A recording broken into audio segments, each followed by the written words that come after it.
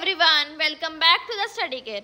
आज हम बात करेंगे रेस्पिरेशन और ब्रीदिंग के बारे में। अब देखो, respiration, the term respiration means exchange of gases between the body cells and the environment. क्या होता है इसमें? जो भी हमारी गैसेस हैं O2 एंड CO2, उनका एक्सचेंज होता है। किसके बीच में होगा? जो हमारी बॉडी के सेल्स है और जो हमारा एनवायरमेंट है उसके बीच में होता है। ठीक है। ब्रीदिंग और पल्मोनरी वेंटिलेशन, ये होता क्या है? This is movement of air into and out of the lungs. जो भी हमारी एयर है उसके मूवमेंट होते हैं किसमें? लंग्स में। लंग्स के बाहर और लंग्स के अंदर। ठीक है, into and out of the lungs. फिर हमारा एक्सचेंज ऑफ गैसेस। अब जो हमारी गैस एक्सचेंज हो रही है वो होती है हमारी टू टाइप्स की। ठीक है, एक होती है हमारी एक्सटर्नल रेस्पिरेशन, एक होती है हमारी इंटरनल रेस्पिरेशन। देखो, इन द लंग्स, जो रेस्पिरेशन हमारे लंग्स के अंदर होगी उसको हम क्या बोलेंगे? External respiration. और जो रेस्पिरेशन हमारे टिश्यूज के अंदर होती है उसको हम बोलते हैं इंटरनल रेस्पिरेशन। ठीक है, तो ये क्या होती है? हमारी एक्सटर्नल और इंटरनल रेस्पिरेशन।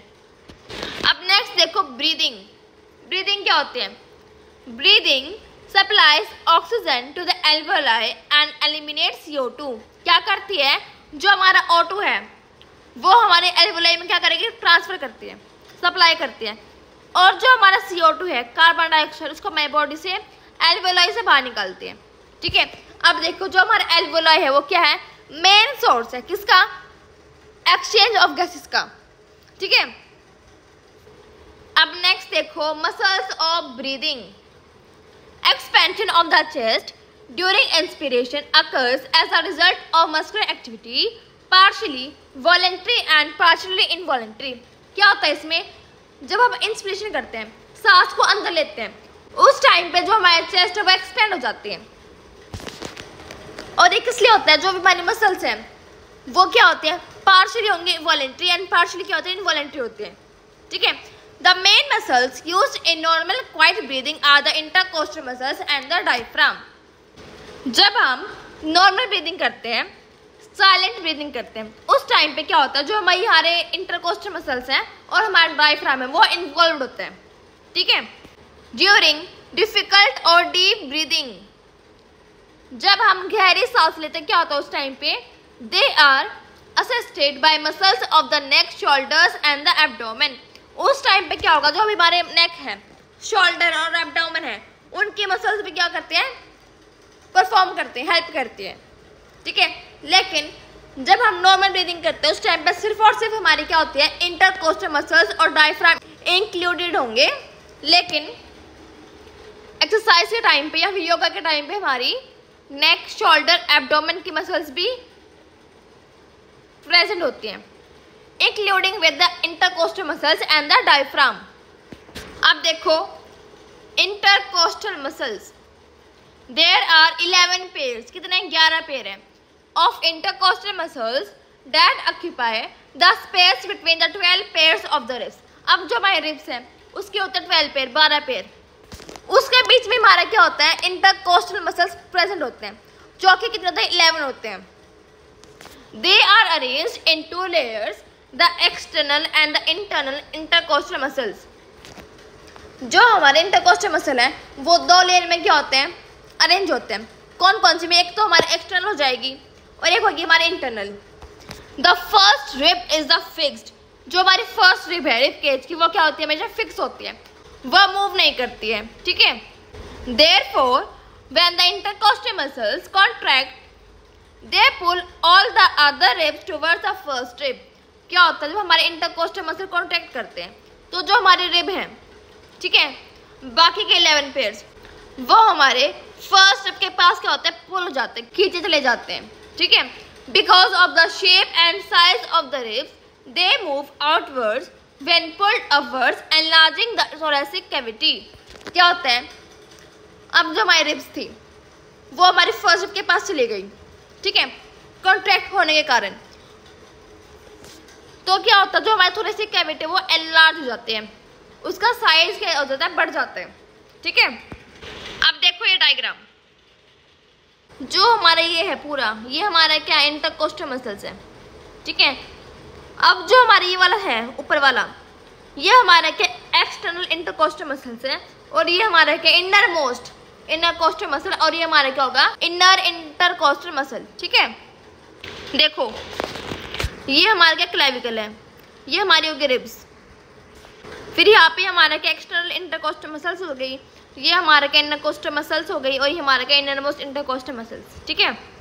अब देखो ये वाला फिगर, ये हमारा क्या राइट डोम, और ये हमारा क्या लेफ्ट डोम है। फिर यहाँ पे हमारे ये क्या है right cross and the left cross. अब देखो the intercostal muscles and the diaphragm contract simultaneously enlarging the thoracic cavity in all direction। जो हमारे इंटरकोस्टल मसल और डायफ्राम है वो साथ साथ में क्या करते हैं, कॉन्ट्रैक्ट करते हैं एक साथ, ठीक है। इसीलिए क्या होता है, जो भी हमारा थोरेसिक कैविटी है वो एनलार्ज हो जाती है, उसका साइज बढ़ जाते हैं इन ऑल डायरेक्शंस। फिर हमारा क्या है साइकिल ऑफ ब्रीदिंग, कि जो हमारा ब्रीदिंग का प्रोसेस है वो कैसे चलता है, कि जो हमारा ब्रीदिंग का प्रोसेस है वो कैसे चलता है। The average respiratory rate is 12 to 15 breaths पर मिनट, कितनी है 12 से 15 ब्रेथ्स पर मिनट। कंसिस्ट ऑफ 3 फेजेस, जब हम सांस लेते हैं, ठीक है, एक सांस में मतलब कि एक ब्रेथ में हमारे 3 फेज आते हैं। कैसे, एक हमारा क्या इंस्पिरेशन, इंस्पिरेशन क्या होता है सांस को अंदर लेना, एंट्री ऑफ द एयर, वो होता है हमारा इंस्पिरेशन। फिर आता है एक्सपिरेशन, सांस को बाहर छोड़ना, ठीक है। जो हमारा CO2 हमारे बॉडी से बाहर निकलता है वो हमारा क्या एक्सपिरेशन हो गया। फिर थर्ड हमारा क्या पोज, जब आप एक इंस्पिरेशन लेते हो और एक एक्सपिरेशन लेते हो तब आप कुछ सेकंड के लिए क्या करते हो, पोज लेते हो, रुक जाते हो, ठीक है। फिर हमारा क्या pose, inspiration expiration and the pose.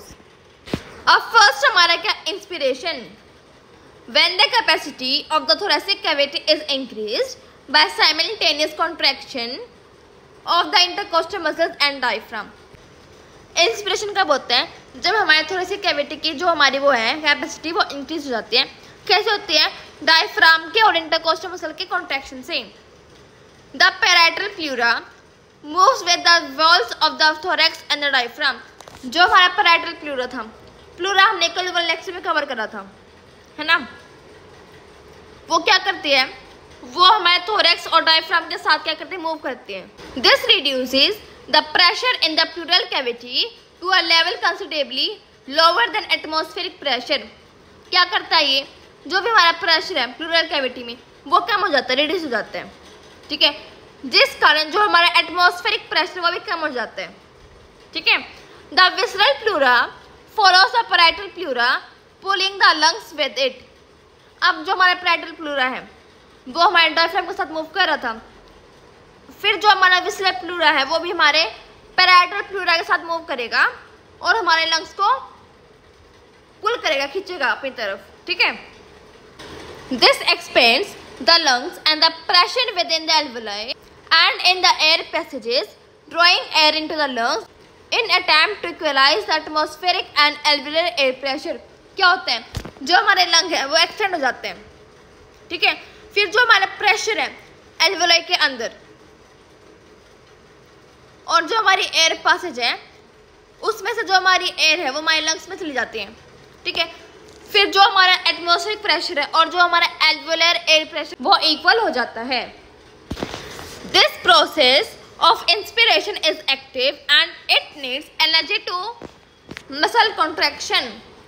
अब जो हमारा इंस्पिरेशन का प्रोसेस था ये क्या एक्टिव है, ठीक है, इसलिए इसको क्या चाहिए, एनर्जी चाहिए ताकि ये मसल्स को कॉन्ट्रैक्ट कर पाए। Inspiration last for 2 second. अब जो हमारा इंस्पिरेशन है वो क्या है, 2 सेकेंड के लिए लास्ट करती है। अब नेक्स्ट देखो expiration, relaxation of the intercostal muscle and the diaphragm result in downward and inward movement of the rib cage and elastic recoil of the lungs. देखो एक्सपायरेशन क्या होता है, एयर को बाहर छोड़ना, सांस को छोड़ना, ठीक है। इसमें क्या होता है, जो भी हमारा वो है रिब केज वो कॉन्ट्रैक्ट करता है, ठीक है, जिस कारण जो हमारा इंटरकोस्टल मसल है और जो हमारा डायफ्राम वो नीचे आ जाता है। और क्या होता है, हमारे लंग्स में इलास्टिक रिकॉइल होता है, ठीक है।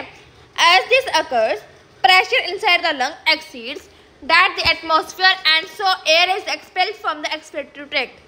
इसमें क्या होता है, जो हमारे प्रेशर था वो बढ़ जाता है, ठीक है, क्योंकि जो भी हमारी एयर थी वो हमारी बॉडी से बाहर हो जाती है through the respiratory tract. The still contain some air are prevented from the collapse by the intact pleura. देखो जब हम CO2 को छोड़ते हैं, कुछ अमाउंट का जो भी हमारी एयर वो हमारी लंग्स में रह जाती है, क्यों रहती है, ताकि जो भी हमारे प्लूरा है वो कॉन्ट्रैक्ट ना कर पाए, कोलैप्स ना कर जाए आपस में, ठीक है. दिस प्रोसेस इज पैसिव, ये क्या पैसिव है, and it does not require the expenditure of energy, और इसमें क्या एनर्जी की नीड नहीं है, ठीक है. सो ये था हमारा breathing and respiration. Next lecture में हम स्टार्ट करेंगे लंग वॉल्यूम एंड कैपेसिटीज. मिलते हैं नेक्स्ट लेक्चर में. Thank you.